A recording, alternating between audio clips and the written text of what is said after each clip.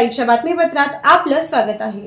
Doctor Babasaheb Ambedkar यांनी देशाला सुपूर्द केलेली घटना बदलण्याचा प्रयत्न केल्यास काँग्रेस गप्प बसणार नाही, असा इशारा चेतन नरोटे यांनी केला आहे।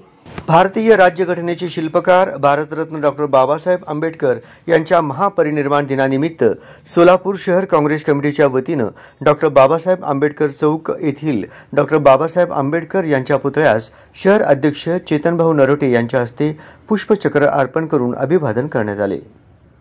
यावेळी बोलताना चेतनभाऊ नरोटे म्हणाले की आज अतिशय शोकाचा दिवस आहे। भारतरत्न डॉक्टर बाबासाहेब आंबेडकर यांनी या देशाला घटना दिली, त्यांच्या महापरिनिर्वाण दिनानिमित्त अभिवादन।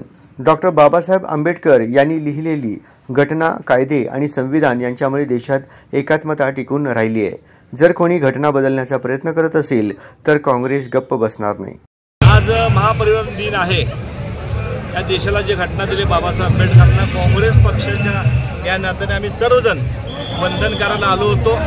आज एक अतिशय म्हणजे आमच्यासाठी दुःखद घटना आहे, शोकाला दिन आहे। पण ज्या बाबासाहेबांनी जी घटना दिली ती घटना सांभाळण्याचं आमचं सगळ्यांचं कर्तव्य आहे। त्या जर घटनेला कोण हात लावण्याचा प्रयत्न केला तर आम्ही कदाचित सहन करणार नाही।